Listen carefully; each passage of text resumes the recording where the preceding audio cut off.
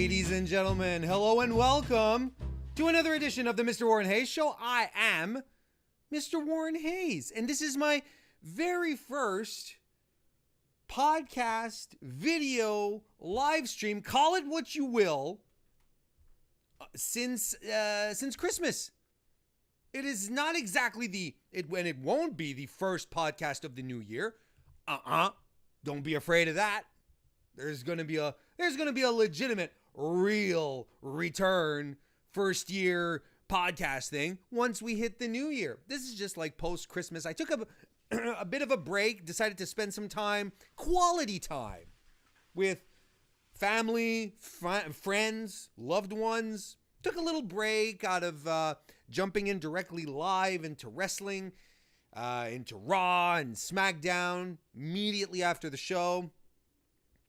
Because I figured, we'd all be, just taking it a little more easy. I'm assuming all of you or most of you took the time to do the same. Take a little break, just a step back. Don't have to watch it live necessarily. But I got caught up. I started watching some stuff again. Watched Raw. Watched SmackDown. I had read the spoilers just to see. Gave me a preconceived idea as to, what was happening. Should I watch it? Sort of like to get myself prepared and ready. And I got to say, shows turned out, especially Raw, turned out much more interesting than the spoilers led on, if you ask me. Are you asking me? Well, but this is right now. This is today is Tuesday, right? Not Tuesday, Wednesday. It's Wednesday today. I think yes, it is Wednesday. I get confused. Well, I get confused over the holidays. Some folks out there will probably say, "Well, Warren, you get confused most of the time," which is true. But it's especially true during the holidays where I kind of lose track of time and stuff. So today is Wednesday. It is December 26th. It's Boxing Day in Canada. And this is why I'm doing, if you're watching this live, such as Darren. How you doing, Darren, who's in the chat right now? If you're watching this live right now, one of the reasons why I'm doing it live is because it's still a holiday here in Canada. A lot of people are not working. Lots of folks in retail are out there, and we salute you because Boxing Day is kind of a big deal here in Canada, where retail stores are expected to divest themselves of their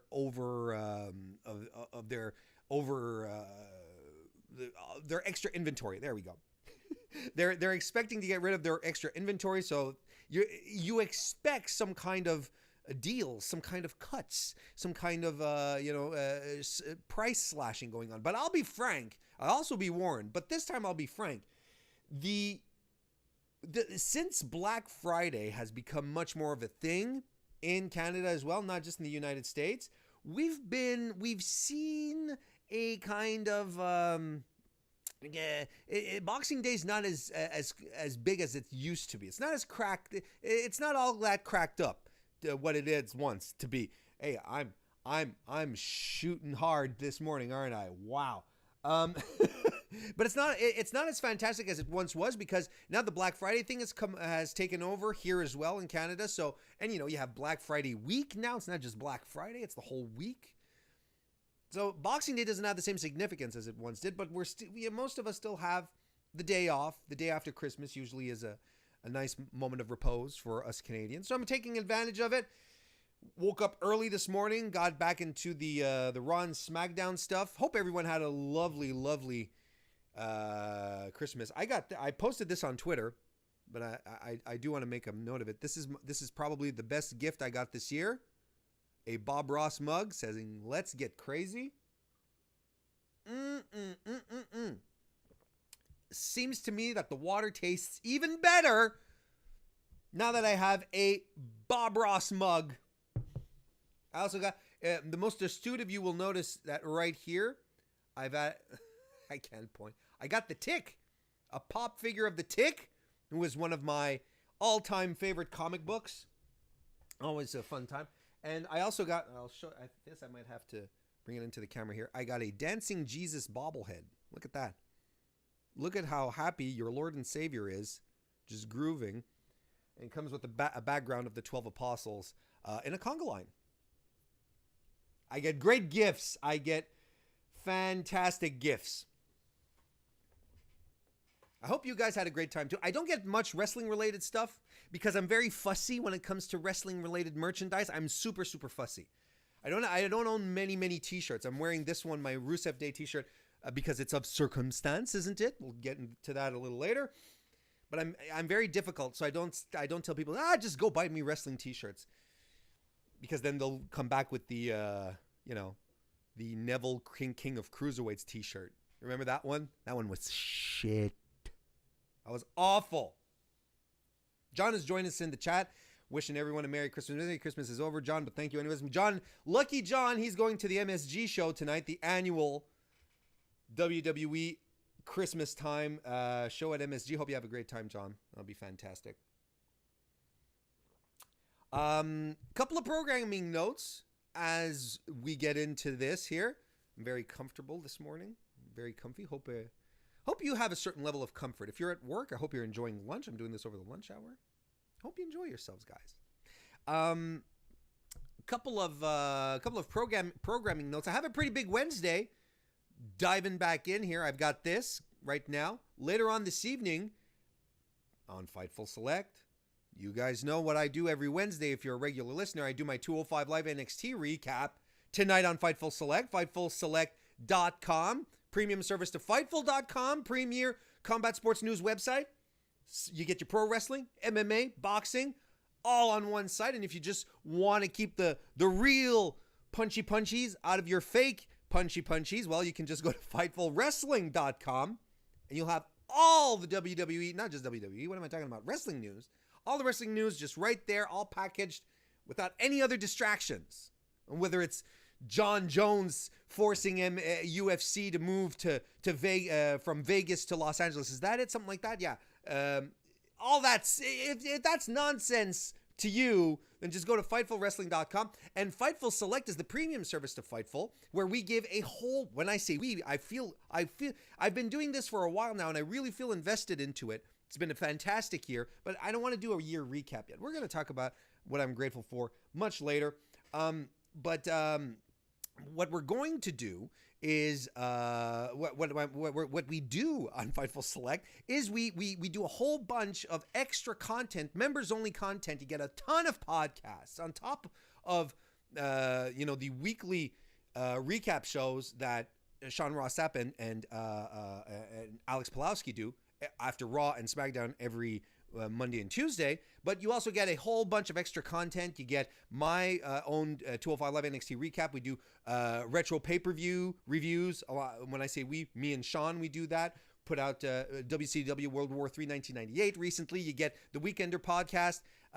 You get the Fightful podcast, which Sean does every week as well. You get dark match commentary. You get previews. You get sneak peeks to articles. You get a whole bunch of stuff. It's fantastic. And big milestone that was attained on Fightful Select.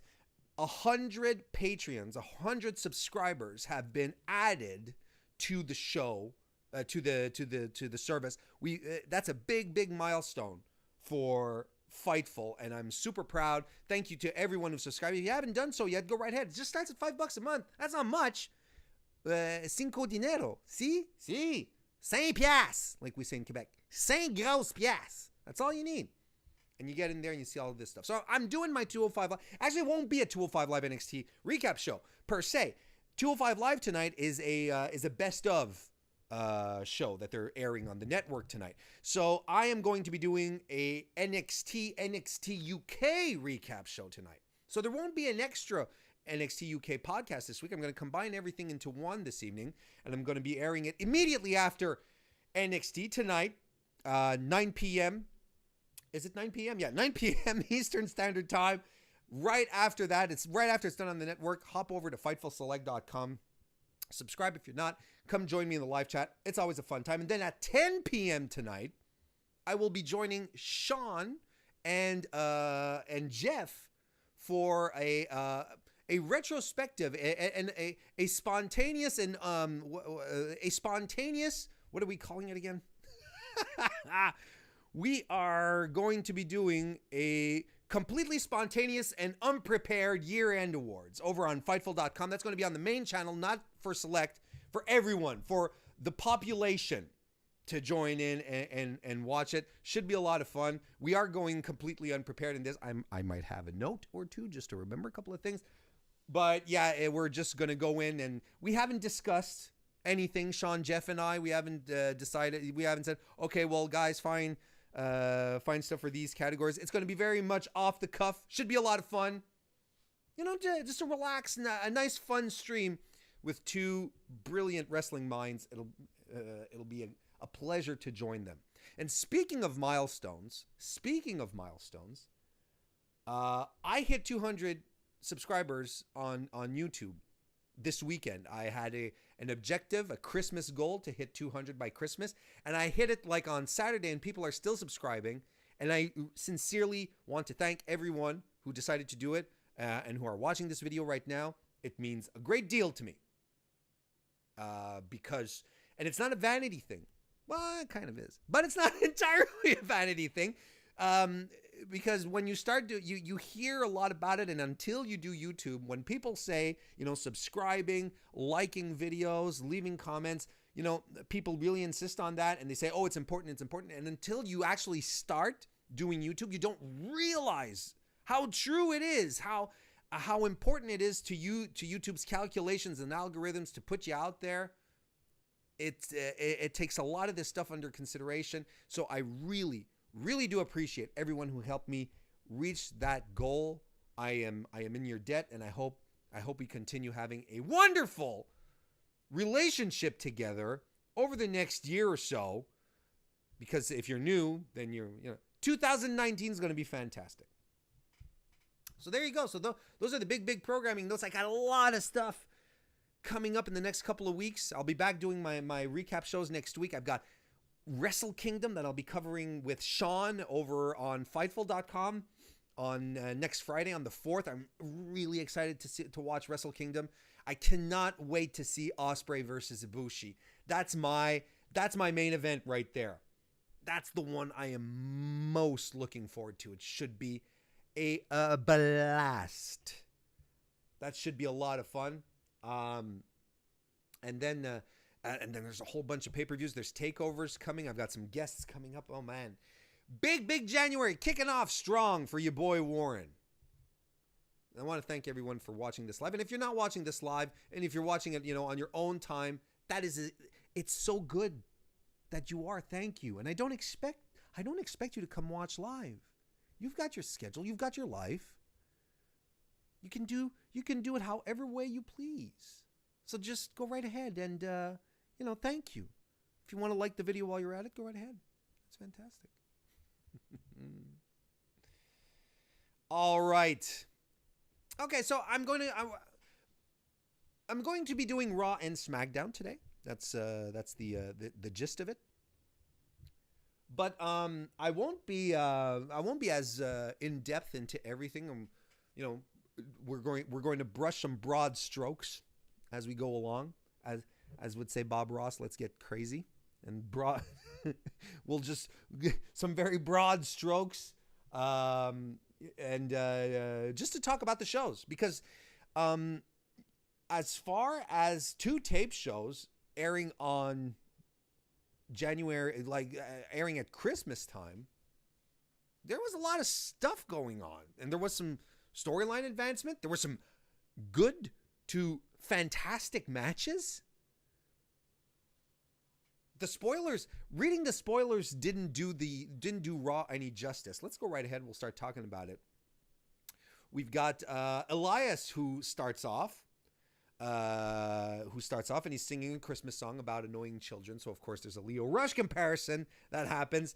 And he talks about how he wants Bobby Lashley to go missing, and he ends with the final verse of Bobby Lashley sucks, with which he gets the audience to chant along with him. And that leads us into the Elias versus Bobby Lashley match, which was announced. The Miracle on 34th Street fight. Or is it the Miracle on 31st Street fight. It depends on where you decide to put your emphasis. Bobby Lashley in a Miracle on 31st Street fight. 34th. Just saying hello to Blaine, who's popping in and out. I appreciate Blaine dropping in the chat just to say hello, my friend. So this is, it's the goofy Christmas Raw fight. It's the food fight. They have buffet tables set up. Anything goes. Stuff happens in the ring, and the crowd is dead for this. But here's one thing that we have to preface here, because there's a lot of stuff here in this match. Not in this match, throughout the evening, where the crowd is dead for some things. Man, these were taped. These two Raws, last week and this week's Raw, were taped back to back. Let's not forget that. They sat through 6 hours of Raw consecutively. I dare anyone to do that at home, much less pay money for it. So if the crowd is a little dead on stuff, I completely apologize. I forgive them, I should say. They don't have to apologize. They're like, it's crazy. They just sat through an entire 3-hour Raw. Then Elias comes in, and then we get the goofy food fight. Kudos to them for just sticking around. 6 hours of Raw live. So, Elias starts unwrapping presents around the ring, looking for stuff that he can use. There's a kendo stick gussied up as a candy cane. There's a nice spot where Elias drives a charging Bobby Lashley face first into the steps. I thought that was really cool. Lashley gets a flatliner in the ring. And he hits his belly-to-belly overhead suplex, which always looks good, especially on a tall guy like Elias. Makes it look even more impressive. Big spot is when they pulled out the Lego pieces and spread them around the ring. The PG equivalent of thumbtacks, I guess, which I thought was super clever. I mean, as far as creative ideas go, that was a really, really good idea. And, Lashley gets body dropped off the top rope on him, or he gets punched off, whatever. He gets punched off the second turnbuckle. And he lands back first on him. And I don't care what you say, that could not have felt good. And he was cut up in places on his chest. I'm not quite sure what happened. And go back and watch if you want. But there is one white Lego piece that stayed in his back the entire time, right up until Elias cracks the cello across his back. There's literally a Lego piece that stayed lodged in his flesh, in his back. It stayed there for the rest of the match. You get Lio Rush, who gets put through a table off the apron. There's a bowling ball in one of the gifts. Bobby Lashley gets it in the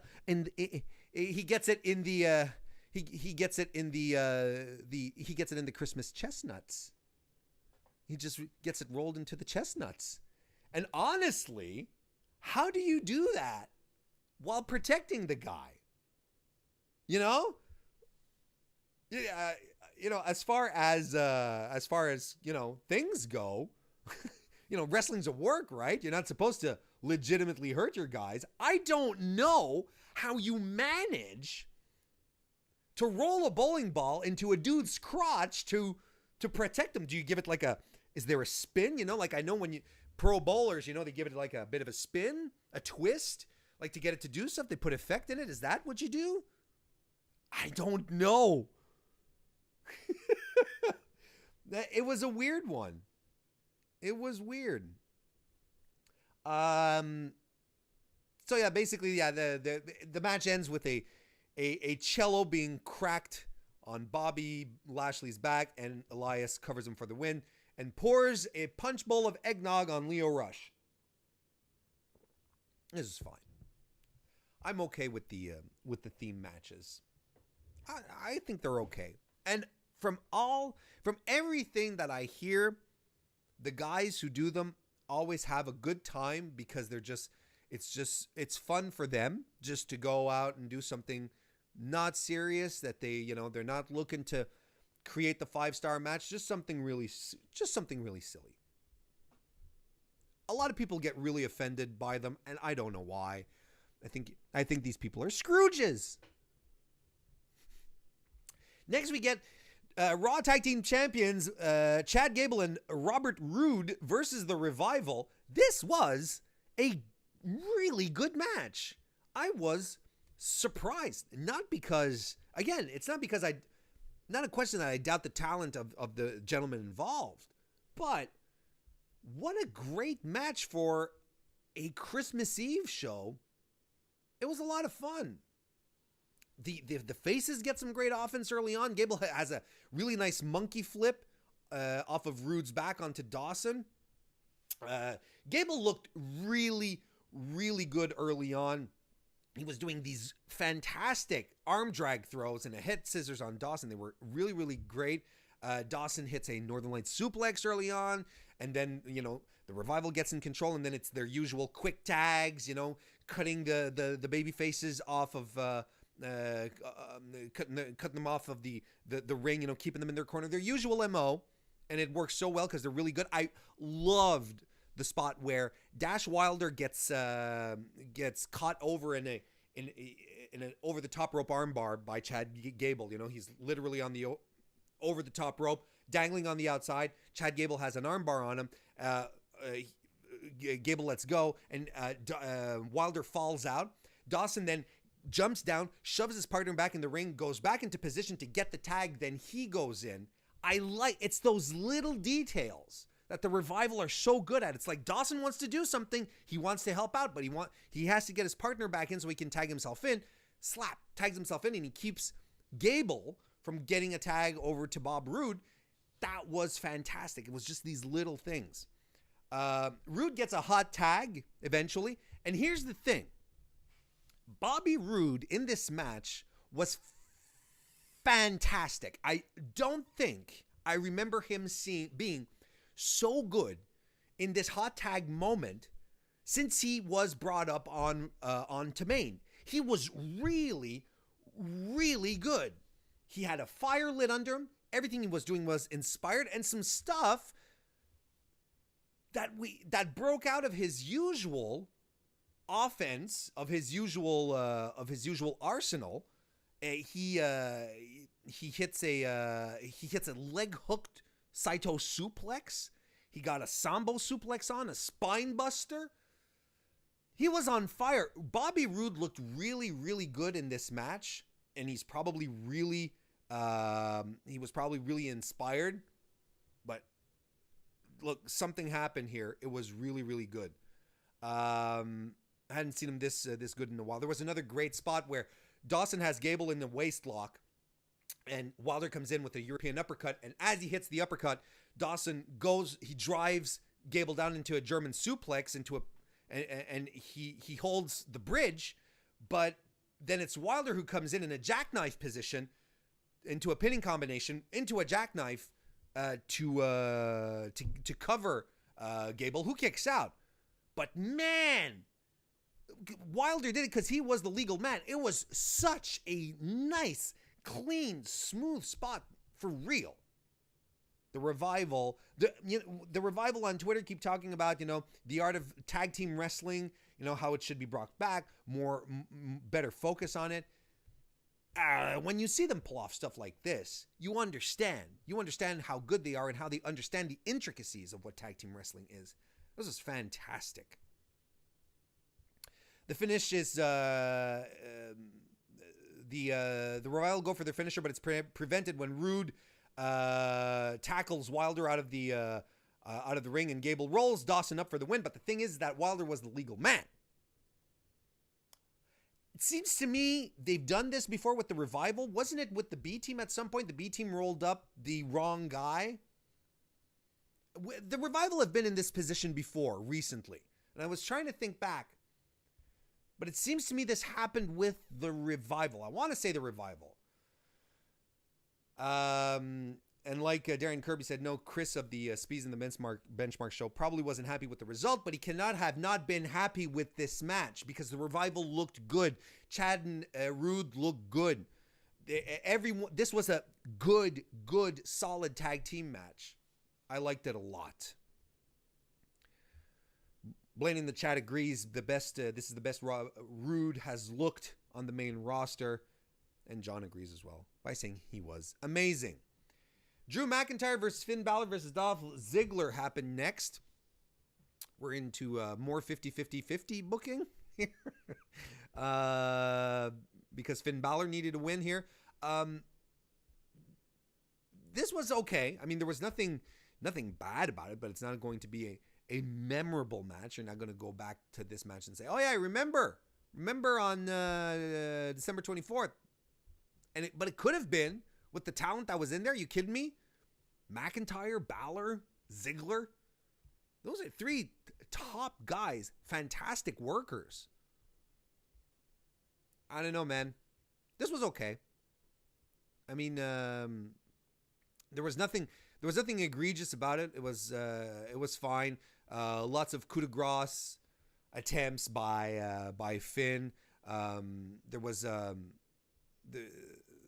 nice moment where Finn misses a coup de grace and Dolph just runs in to get him right into a zigzag and covers him for 2, and that was some nice timing there.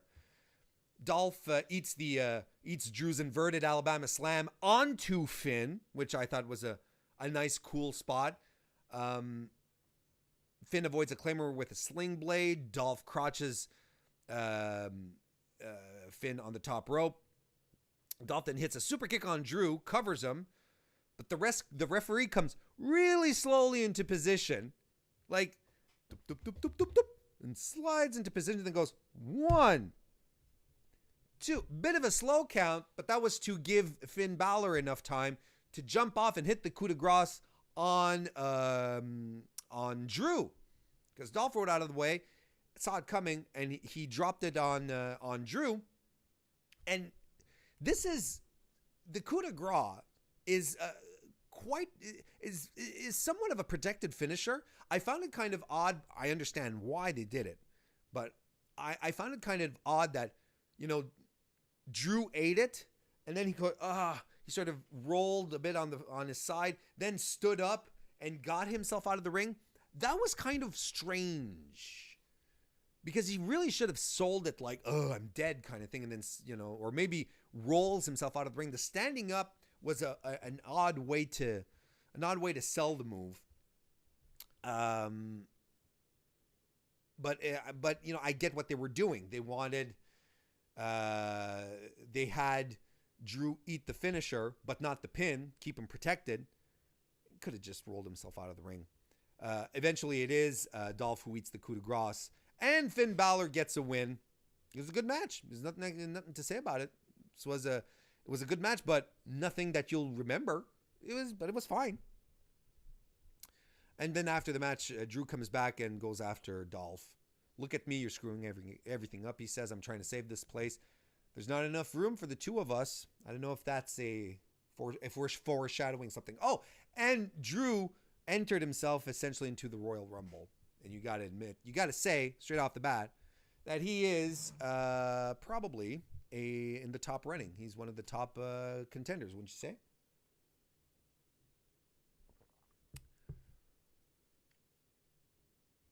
Darren says, I can see the Revival finally getting the tag belt soon to quell the Revival Bucks stuff. I think that's a good idea. I think that's something they'll probably do. And it's probably not even a question. Honestly, I don't see the Revival leaving WWE, to be perfectly honest. I think their time is imminent. But yeah, we just have to put an end to all the speculation that's been going around. All right, next we get the Vince McMahon announcements, folks. Vince McMahon, who's having a nap during Raw. Now, if that isn't staring into the abyss staring back at you.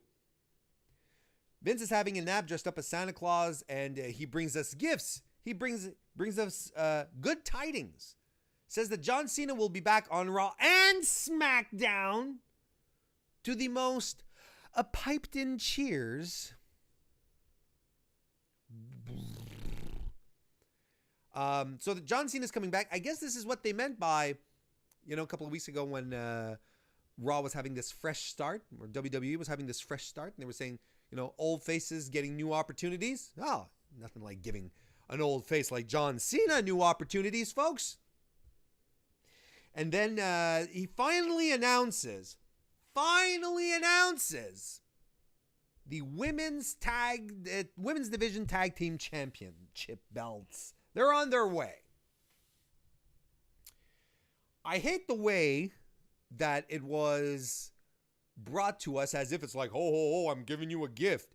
It's like there's something a little condescending about it. Vince is good at condescending. He was very condescending towards the women on SmackDown last week. And I kind of feel like it's the same thing here, where it's like, well, I'm all right, I'll give you this. Put this in your stocking, folks. I'm like,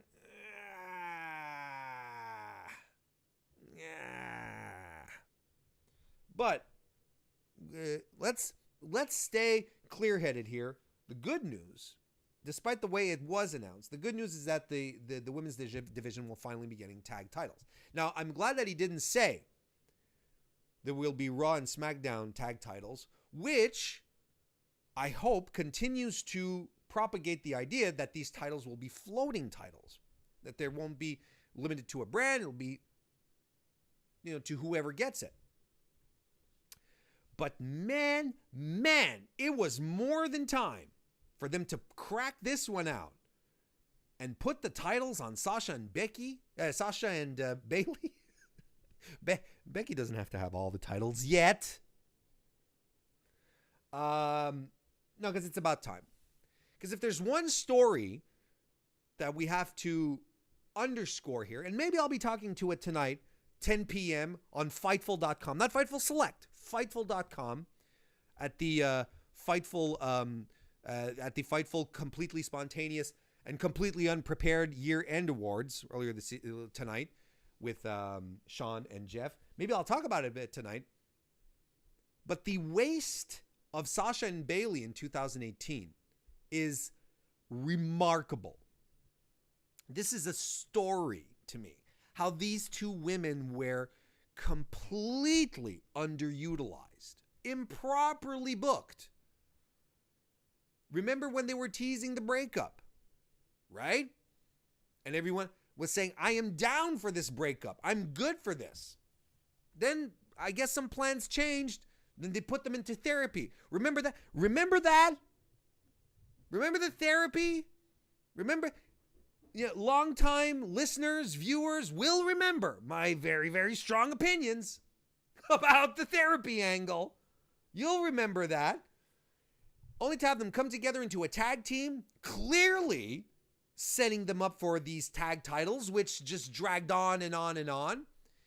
And this is a perfect situation of where poor planning or flipping planning as well, switching it around, can do an extremely terrible disservice to your talent. The idea of wanting to put Roman Reigns over at all costs and creating a heel, forcing a heel turn on Braun Strowman when he was a very natural babyface, an organic one, just to put Roman over, is a disservice to Braun. What they did with Sasha and Bailey this year, flip-flopping, not quite sure when the titles are going to pop out, not giving them anything to sink their teeth into, not giving them a proper match at Evolution. That was ridiculous. It's absurd. To me, this is a big, big deal in 2018. So what do you do then? So the next part here is that there's, for the titles, there's probably going to be a tournament. This is where you have to save Sasha and Bailey. If 2018 was a shit year for them, 2019 has to be the best damn year on record for them as this team, if that's where you're going with it. And it has to be at this point. Otherwise, you'll have nullified everything you tried to do in 2018. So the question we can ponder upon ourselves, and I don't know what you guys in chat think, or at home you can leave some comments as well. We can talk about this. How do you book this? Do you give the titles to Sasha and Bayley straight off the bat? Right? On one hand, there's a perfectly sane argument to be made and say yes, because they're the only ones that you've pushed as a legit tag team throughout the whole year. You've obviously put their singles careers on hold so you could use their star power to fuel this tag team championship division for the women. So yes, give it to them. But then on the other hand, wouldn't you prefer Sasha and Bayley chasing the titles? They're baby faces after all. Why don't you put them on the Iconics? That'd be great. No? Instant heat for them. And then Sasha and Bayley would have to chase them for the titles? What do you guys think? Let's ponder that one. But maybe going off on a bit of a rant here, but I'm overall happy that the titles are coming on board. They're finally been officially announced. Blaine says Sasha and Bayley going around Raw, SmackDown, NXT, NXT UK defending those belts would be awesome. Sasha and Bayley versus Kyrie and Io. I always want to say Io for some reason, but it's Io. Floating titles, please. That's what we want. That's what we want. At least I think that's what we want. Next, we had a 6-woman tag match. Mickey James, Dana Brooke, and Alicia Fox versus Sasha Bayley and Ember Moon. Ember Moon, once again, outshone everyone here. Mickey James doing some fantastic work. Everyone was phoning it in. It's just that simple. Sasha hit a Meteora. She landed really awkwardly, and I sort of hoped that her leg was okay. I think her left leg sort of twisted weirdly. I was afraid she got hurt. Alicia Fox ate the Eclipse, and there was a backstabber into the Bayley to belly for the win. Yeah. This is the thing, and here's another thing that's going on Raw right now. There's too many baby faces in the women's division, or at least all your strongest women are all baby faces. Ronda, Sasha, Bayley, Ember. Those are 4 women out of the division of what? They have to be 10 at the most. Nia, I don't think we'll be seeing Nia Jax for a while. And Nia is suffering from Big Show syndrome now. She's flip-flopped from babyface to heel so often that, do we care? Is she a powerhouse? What is she exactly? It doesn't matter. So it's hard to perceive Nia as any kind of threat, whether as a heel, whether as a babyface. It doesn't connect. Ronda's is top babyface. Who's your top heel in the Raw Women's division? Alexa? Alexa's hurt. And she's been transitioning more into a speaking role. I mean, you could definitely, if you gave Mickey James the time of day instead of stuffing her into meaningless 6-man, I hate to say that, 6 women, not meaningless, but matches that feel more like enhancement matches. There you go. And stuffing her into a 6-woman tag match like this. I think Dana is ready to break out. You just have to give her some wiggle room. Ruby Riott? Well, I think Ruby should have won her feud with Natalya. And I forgot to mention Natalya as far as the baby faces go. But I think she should have won her feud with Natalya. It would have...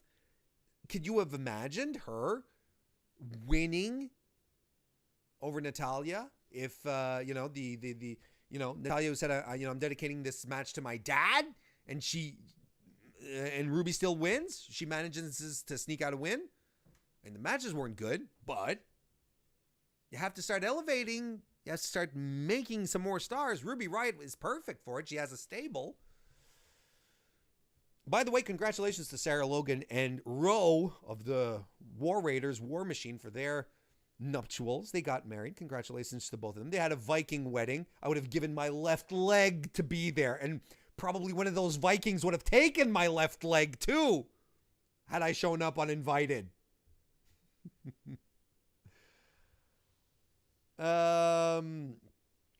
Blaine says Nia is going for Big Show's record for face heel turns. Ember's in the chat said, and not Ember, John, JPQ. He's in the chat. How you doing, JPQ? Ember is very good. Hopeful for a good feud coming out of Rumble Me Too. She's outshining everyone on Raw right now. John says Ruby is fire. Ember versus Ruby for a couple of months would be nice. It would be fantastic. You kidding me? Ember Moon versus Ruby Riott, and let them go NXT style. Who? You already getting me the sweats. We're just done with Christmas, and I'm already toweling myself off. Paul Heyman sings Holy Night. He cuts a atypical Brock Lesnar promo. Then Braun comes out. He puts a red nose on him. He puts antlers, dresses him up like Rudolph, and he calls him Little Paul Heyman, the red-nosed advocate. I didn't know if that was supposed to make us laugh, but it wasn't. It was lame. Basically starting to hype up their Brock and Braun at the Rumble. Apparently, Braun is going to be healthy for it. Good for him.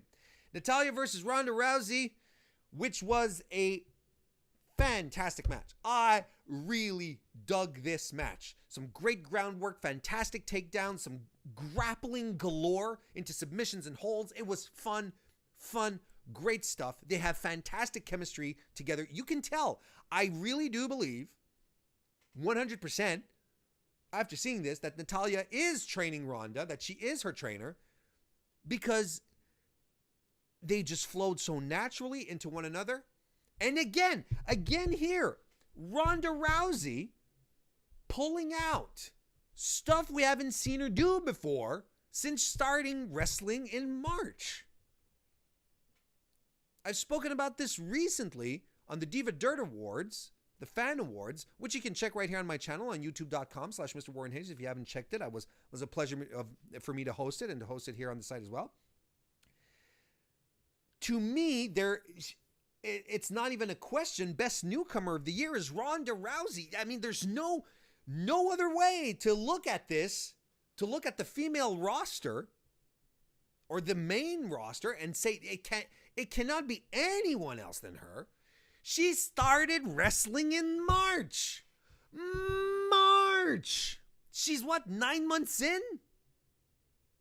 And she does shit that we haven't seen her do yet. She's always trying to do new stuff.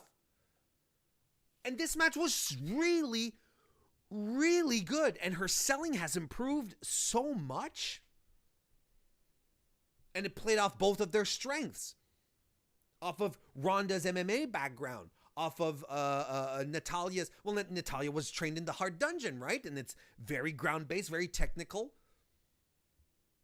And the fact that they put on this type of very, I hate it when they use the term scientific, but this type of match, it was crazy that they put this so high on the card, that they let them do it, because it wasn't flashy, it wasn't fast-paced. It was a good wrestling match between the women. And again, Ronda managed to do something great.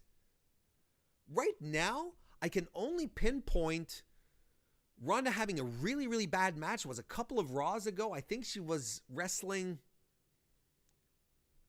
Was it in a tag team match? She was with probably Ember versus Nia and Tamina. And Ronda was all over the place. But then she comes over at TLC. She has a fantastic match with Nia. And look at her here again. And you can't be all that much even if you're a detractor and you say, oh, it's Natalya who carried her. No, Natalya worked with her. Natalya helped her, yes, but Ronda's pulling stuff out that you're like, wow, tried another pace here. And you could not say that Nia carried Ronda to a great match at TLC. Ronda Rousey, wrestling since March, is carrying people into great matches. What is this?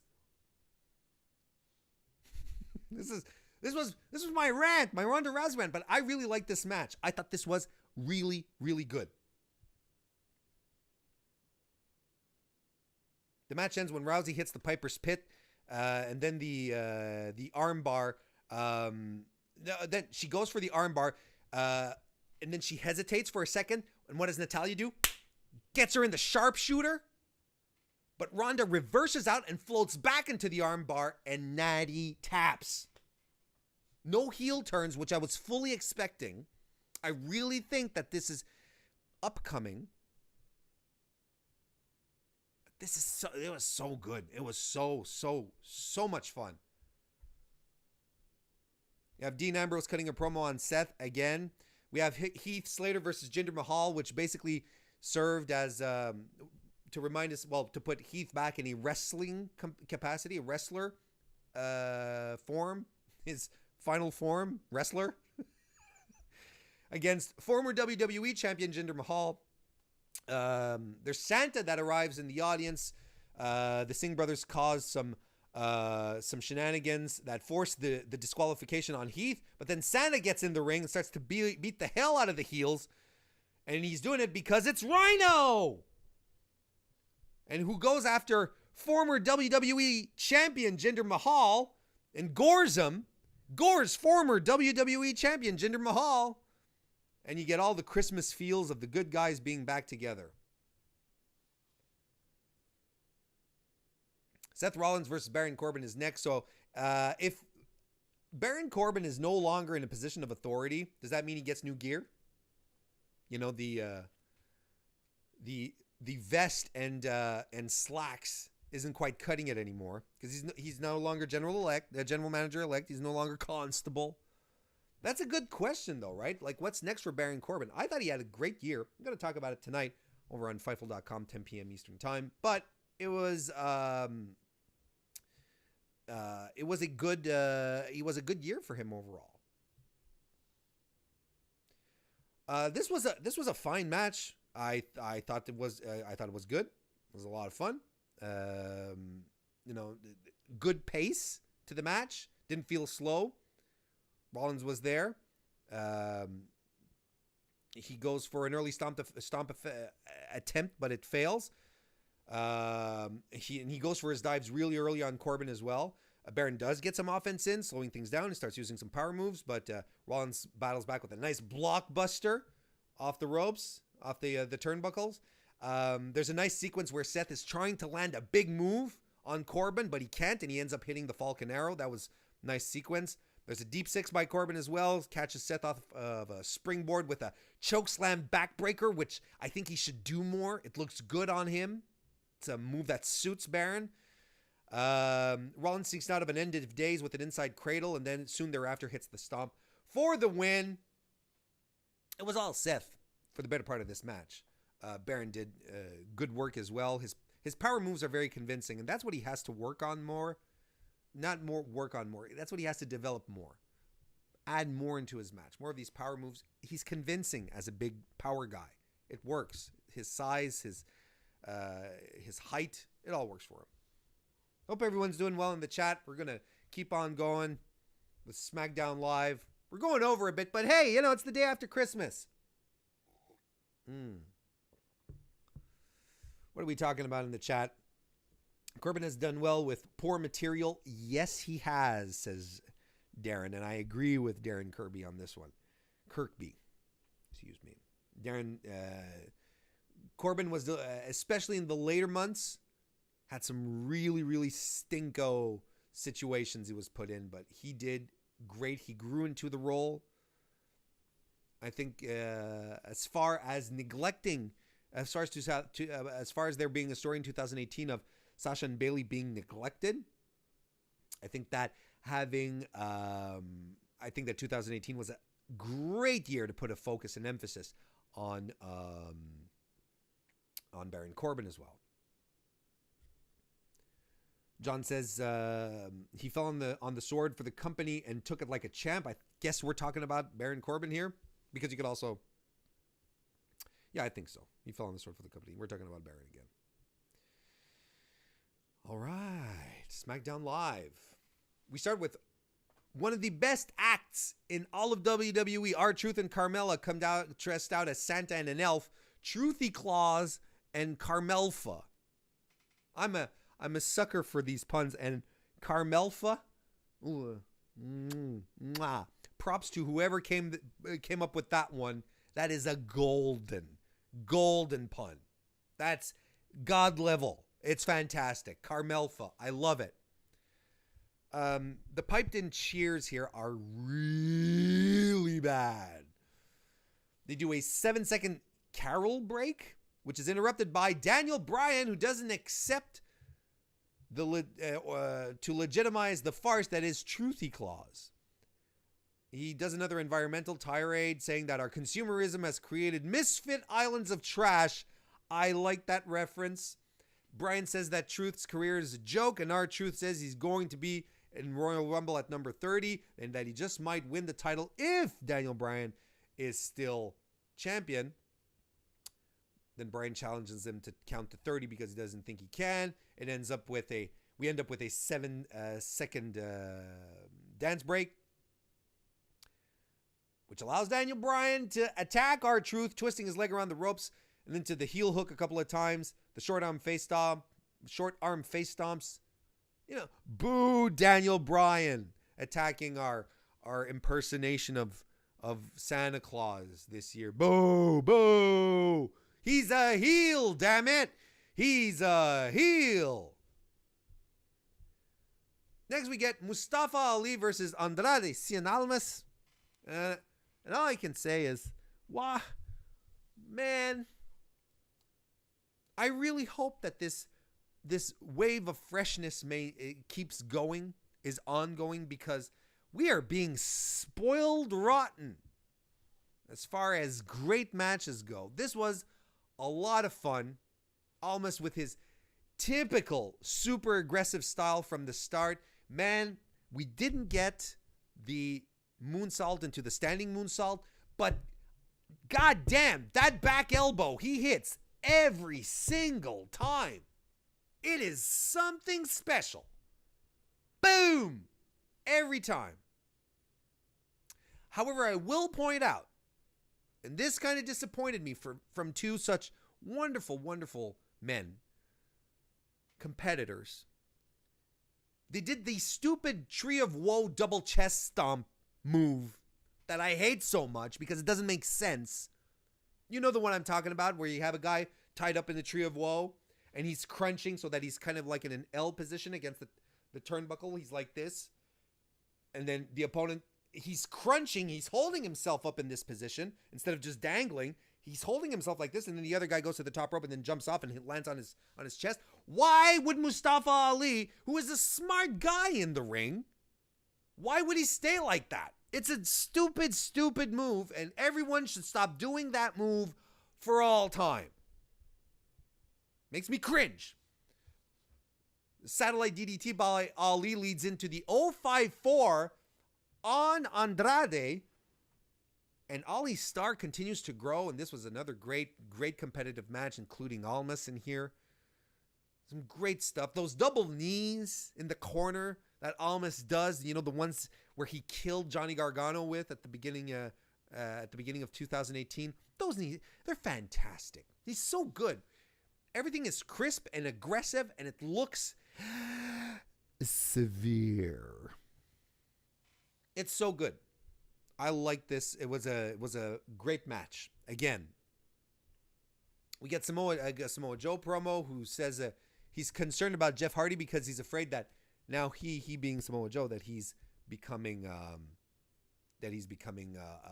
Hardy's new addiction. Oh, you Samoa Joe, you just won't let up, will you? Next we get the Usos and the Club, the Good Brothers, Gallows and Anderson versus Sanity and the Bar.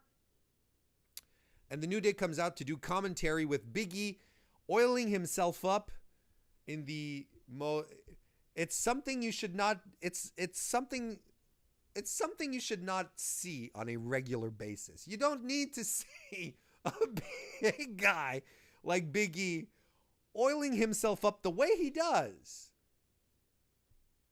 You know, just the way he caresses himself is a little disconcerting. That's part of the joke, and I appreciate it. It was a lot of fun. this is good because, again, if they're living up to the freshness aspect, putting Gallows and Anderson and Sanity in the mix here is fantastic. Gallows and Anderson get the win. So you know what that means? Wiggle guy. This is how I feel now that we have Gallows and Anderson. This is how I feel here, I should say. Gallows and Anderson picking up a win, which was super important. That was really, really something that had to be done. You had to put these guys over if you're going to reestablish this division. Some great stuff, great moves here. They need to let Killian Dane, they need him to cut loose. Anyone who's familiar with Dane in NXT knows that this guy thinks he's a cruiserweight. And he did a running cross body, but holy smokes, can Killian Dane tear it up. If you are part of the people who watch my NXT UK recap show over on FightfulSelect.com, subscribe today, $5 a month, FightfulSelect.com.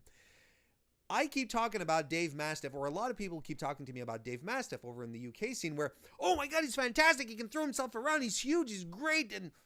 And I'm starting to see the upside of him with the match that he had with Eddie Dennis a couple of weeks ago on NXT UK.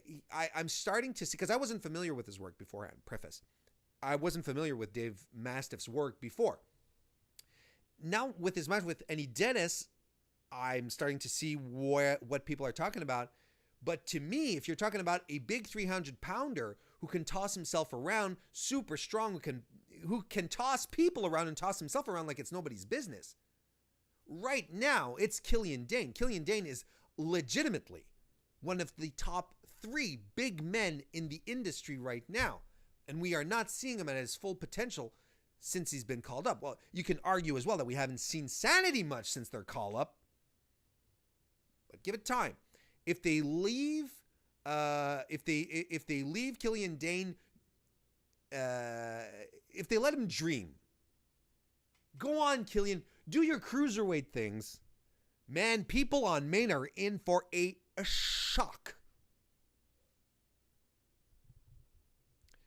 There's some nice moves here, some great spots, nice pump handle slam by Gallows and the super kick party by the Usos, which is always fun. And Gallows and Anderson win with the Magic Killer on Cesaro, clean as a whistle, ya boys. They win again. They win. Last week, we saw them in a match with Sanity, and this week, the Good Brothers win. Maybe we should. I don't remember who was talking about this in the chat. Maybe the SmackDown tag team title should be put on them and then quell the stories that they're heading over to New Japan as well. Yeah, like Bob Aruski says, 265 Live starring Killian Dane. There's your new brand right there. How you doing, Bob Aruski? Oh, Jay's here too. Jay King, how you guys doing? There's your new brand right there. 265 Live. Build it around Killian Dane. That'd be fun. I'm there for that. I'd even eat copious amounts of meat as an emphatic support for these guys. Toss Otis Dozovic in there as well. That'd be great. We see the 205 Live guys. There we go. Great segue, Warren. 205 Live guys are backstage congratulating Mustafa Ali on another win. His boy Cedric Alexander is there, and they run into Shelton Benjamin, who extends a hand, and he welcomes him to the SD Live roster. And your boy Ali says, well, thank you. Coming from you, that means something. And he's blindsided by Daniel Bryan. And none of the cruiserweights, no one tried to peel Daniel Bryan off of him, and they let him attack Mustafa Ali again. Some friends, these guys were, who was there? Akira Tozawa, Spanky, Brian Kendrick, and Cedric Alexander, who are all, especially Cedric Alexander, who's supposed to be like Ali's top bud. I think that's jealousy right there from the 205 Live crew. You're like, oh yeah, you want to go big dog us up on Main? All right, well, there you go. Handle the shit now. What are you going to do now, son?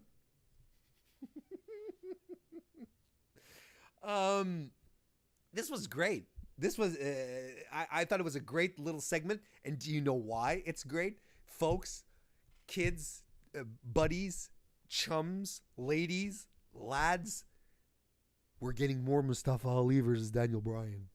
They're perpetuating this. It's crazy that they are.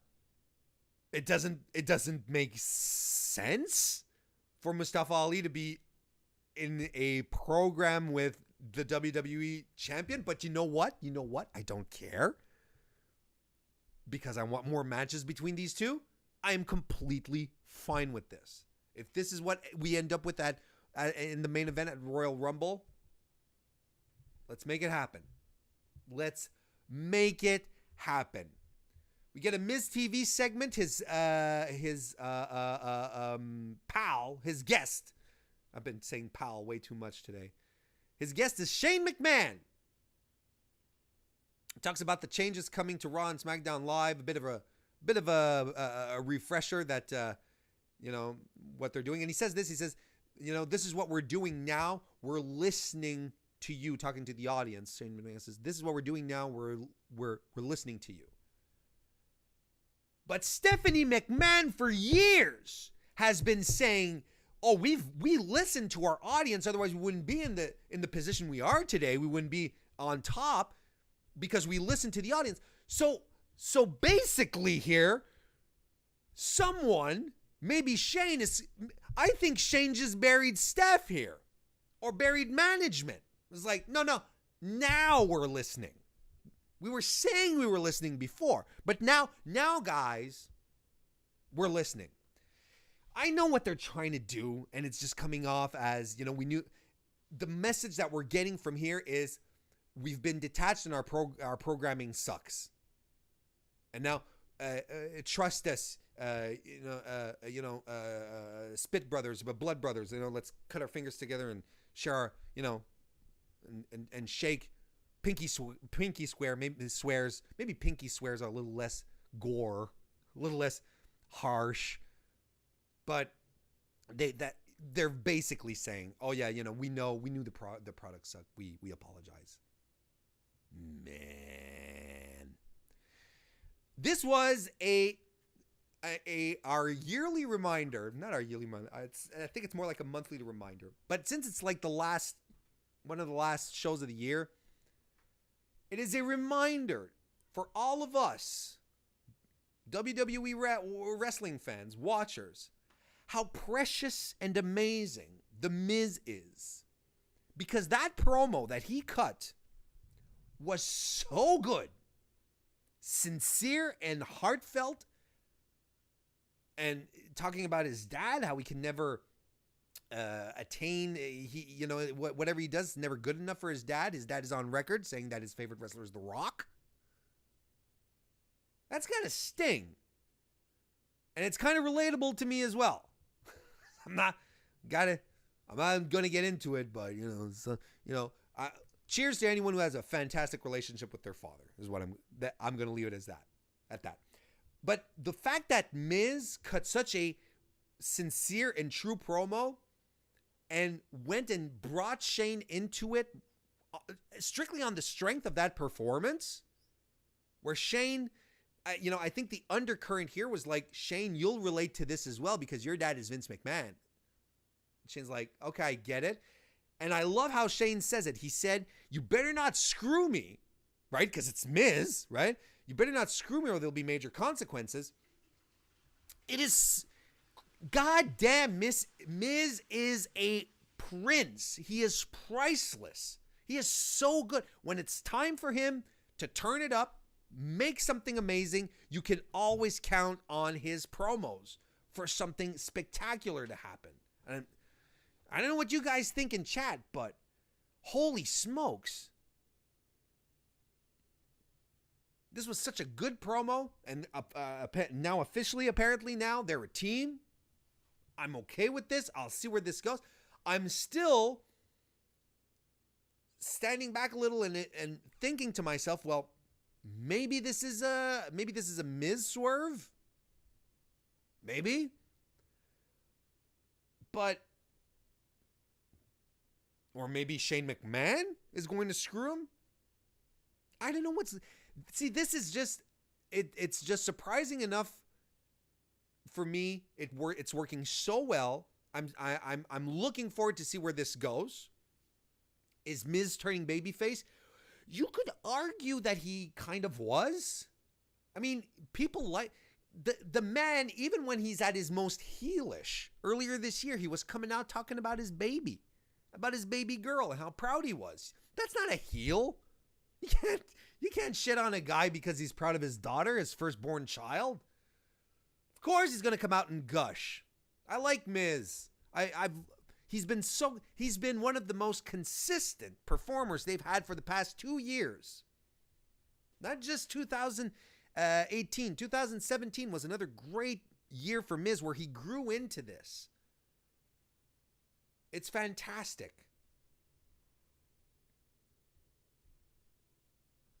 Jay says he doesn't want Miz as a face. John says, I think he will be eventually a face, I guess, but this time the crowd will love him. We'll see. We'll see what happens. Next, we get Samoa Joe versus Jeff Hardy. Samoa Joe wins, I guess, because of a DQ, because Jeff Hardy wouldn't stop kneeing him in the head against the barricade, which means we're getting more, which is okay. I thought there was, as far as advancing an angle goes, this is okay. Joe didn't get much offense in here. Jeff Hardy got a lot of his classic offense, the double leg drop to the midsection, followed by the basement drop kick. He got the whisper in the wind, which seemed a little overshot. Twist of fate, went for the senton. Joe rolled out of the way to the outside, and that's where Jeff sort of lost it on him. I'm interested to see how this goes. Any regular listeners will know that I have been clamoring for Samoa Joe to start getting any kind of big win. I wouldn't consider this a big win, but he hasn't been winning his pay-per-view matches. He hasn't got any titles, and he's been in really big matches. He's a believable heel. He's the guy where you need to have a monster heel. You just give him even just a slight push. You just go like this.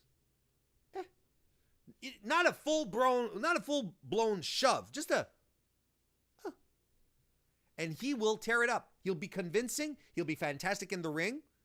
He's a built-in monster heel, and they haven't been used. They've put him in all sorts of big matches, big circumstances, feuding with AJ Styles. I was sure he was going to win the title. Didn't happen. It's a mystery to me how they're not making Samoa Joe the Braun Strowman of SmackDown Live. It's bizarre to me.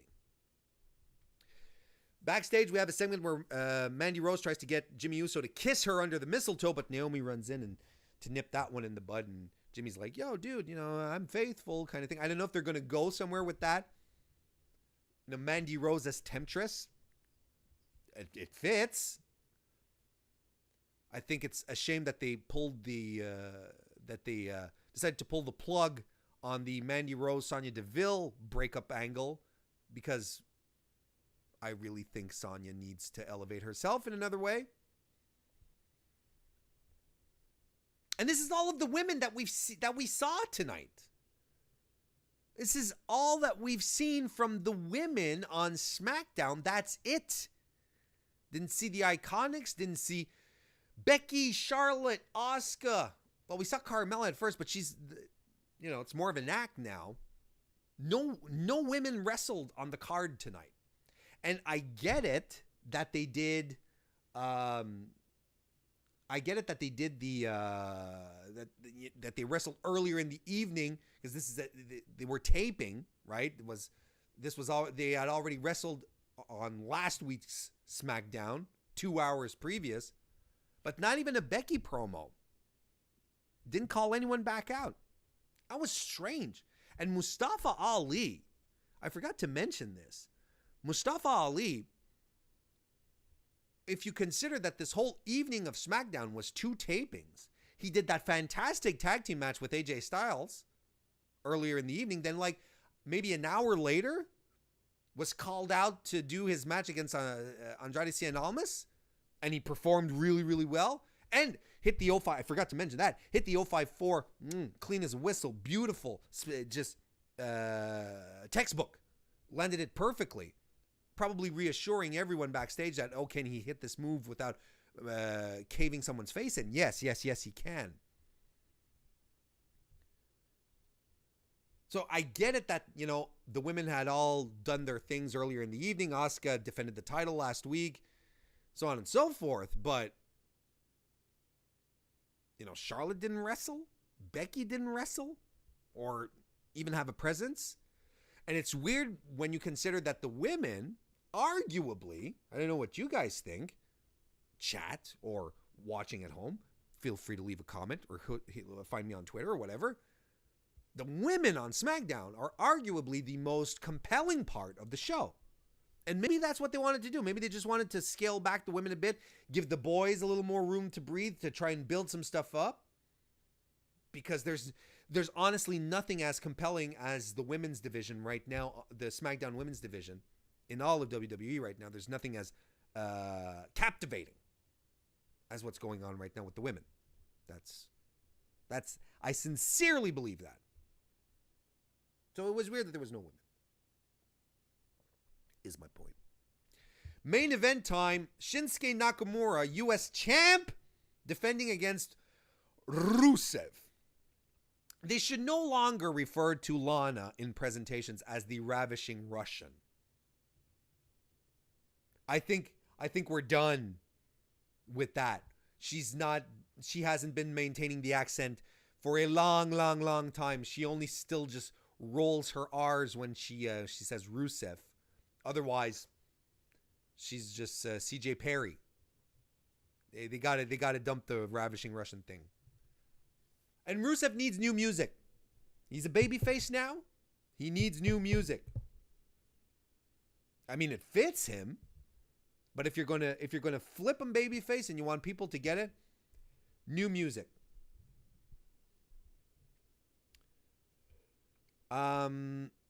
This was a great match.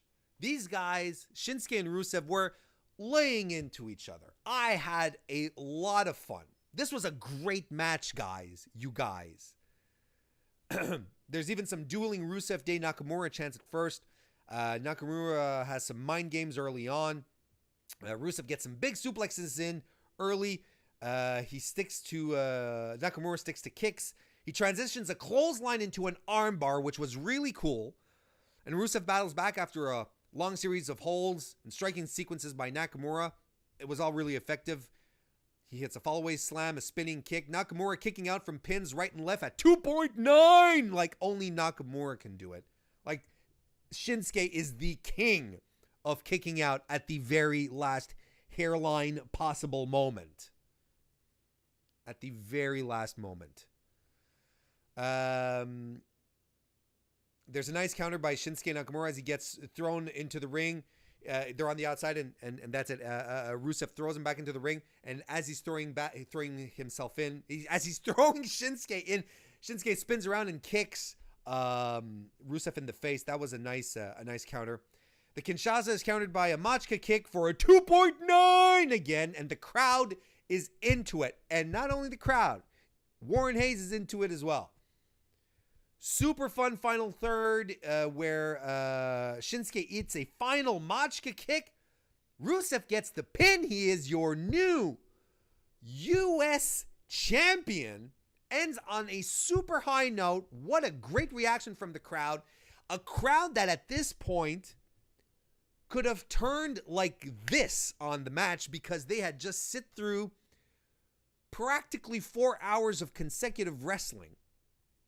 They could have turned in a jiffy, but they didn't, and that goes out to Shinsuke and Rusev for putting on a great, hard-hitting, exciting match. And it's the crown jewel for Rusev, if you ask me, in a year where he was very strangely booked. An oddly booked year for your boy Rusev, because between Rusev Day getting over super organically, being put in a tag team with Aiden that was semi-established as a force, but not really. Then being broken up, then having a 1 month feud with AJ Styles. Then it was just a really weird. Was it with AJ? Yeah, he had one. Yeah, he had his title opportunity at AJ. It was a weirdly booked year for Rusev. Giving him some gold here is a good idea. And it'll start off with a nice something good and interesting to do with Rusev. I think he's a perfect match for the U.S. title. He's held it before, and I think where it's at right now, I think he's a good, solid champ for the secondary belt on SmackDown Live. I'm really, really happy. You could make an argument that he should have got the belt much sooner when Rusev Day was really red hot. Really, really red hot. You could. But that'd be nitpicking and being a bit of a bastard if you do that. Right, Warren? Yeah, right. You wouldn't want to say that kind of stuff. This was really good. And I hope you... Now, the question is... The big question. What do we do with Shinsuke? What's next? It's going to be a telling next couple of weeks leading into WrestleMania. I don't know what you do with Shinsuke at this point. I'm at a bit of a loss. Haven't feuded with Mustafa Ali, but Mustafa Ali is up with he's in the top of the card with Daniel Bryan. Wouldn't you like to see Mustafa Ali and Shinsuke Nakamura go at it? Holy hell. We'll see what happens. How you doing, chat? Kristen Ashley just popped in. How you doing, Kristen? Merry Christmas to you, too. Jay says, no, keep the music. Just makes him look more of a badass. I don't know. I'm not convinced. I think there's a way to give him music that makes him come off as a badass, but an agreeable badass. He's overdue for some new music. He's had that for years and years. Even when he was a Russian, before he became Bulgarian, when he was a Russian, he still had that music. John says, God, I hope Nakamura gets another run on Raw. Maybe he didn't have a run on Raw, right? He was straight over to SmackDown. Maybe. I think he'd have a place there. And Jay says, Rusev and Aiden should have won the SmackDown tag titles at WrestleMania. They should have won the tag titles. Period. And the SmackDown ends with Vince McMahon with AJ Styles. And Vince is egging him on, him being AJ, saying that he's seen the new Daniel Bryan, but he wants to know who the real AJ Styles is. He says, AJ, you have a black hole in your heart. You have a black soul and you're afraid you can't control it, pal. And I want to see it. I want to see that animal inside you, pal, that's eating you up. I want to see it come out. I want to see the animal. he slaps AJ across the face, and Styles just decks Vince. Boom! Boom! The phenomenal one. And AJ sort of stands. AJ's he's a lot of things. He's a fantastic wrestler. He's probably the best that we've seen in a while. He's an incredible performer. He's sound. It's his God-given talent to be a pro wrestler. But an actor he is not, because he's he's going and he hits Vince McMahon and then he stands over him and goes, Kusha! And anyone. So why did he stand over him? I was like, if that happens and you slug your boss like out of, or anyone just out of pure rage being, shoved into this position, you go, punch the wall and you go away. You just don't like stand over him going, you're not in the ring.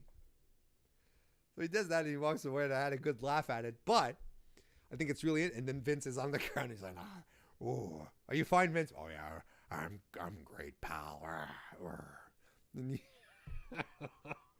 First of all, Vince McMahon's still taking bumps. He's like, what, 76, 77, something like that. Vince McMahon's still bumping, taking shots. I thought that he was done after Kevin Owens last year with the headbutt and the frog splash. But no. So good on Vince for doing that. You know, and a lot of people are saying, "Oh, well, are we going to see, you know, is this the AJ style heel turn?" I've been saying this for months, and I have a tendency to I haven't been bringing it up very often, but WWE doesn't care about heel face alignments. What they care about is the reactions, and this has always been how I felt regarding Roman Reigns. They don't care whether Roman is getting booed or cheered. He gets an enormous reaction, and that's what they want. Becky Lynch, I think ultimately she's solidified into this no man's land of an alignment where she acts like a heel, but she also acts like a babyface, and it's working. I think they want this kind of sheen to happen to AJ Styles, who, let's be frank, character-wise, not in-ring wise, but character-wise, was a little stale. Was a little stale. Was getting a little beige around the ears. Was your boy AJ?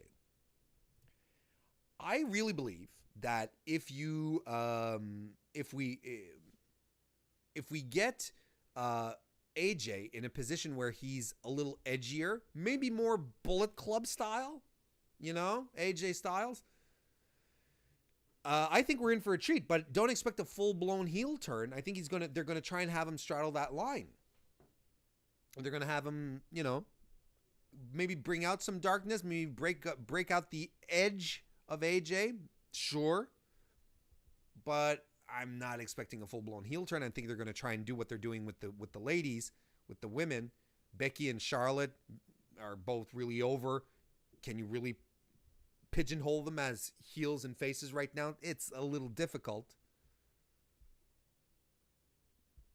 But AJ Styles, man, if they want to give him a bit more grit, a little more darkness, you know, maybe have him dye his hair black again, you know, like pitch black. Sure, I'm here for that. I'm here for anything AJ Styles does. That's not a problem. Interesting to see how that happens. Vince is 73 now. Thank you, John. So we'll see what happens. Jay says, I don't think this was an AJ heel turn. I think it was just Vince pushing AJ's determination to win the Royal Rumble. Probably. And did Warren just have an orgasm live on air? No.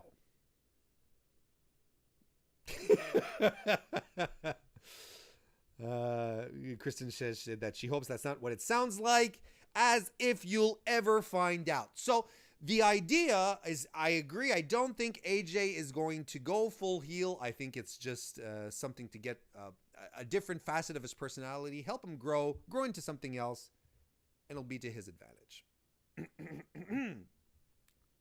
So that was 2 good episodes of Raw and SmackDown where I was not expecting 2 good episodes. I was really expecting this to just go, you know, end of year shows, just a blip on the radar. But I had fun watching them. And I was kind of like, wow, I should have watched this with Twitter, but I didn't. I watched it by myself this morning, enjoying a cup of coffee, nice and relaxed. That was a lot of fun. So there you have it, folks. So, yeah. So tonight, 10 p.m. Eastern Standard Time on Fightful.com. Not Fightful Select. Fightful.com. Please come join Sean, Jeff, and myself as we do the our completely spontaneous and unprepared award show, end of year award show. That should be a lot of fun. 10 p.m. Eastern tonight on Fightful.com. Should be a blast. I'm really glad to be doing that with Sean and Jeff this year.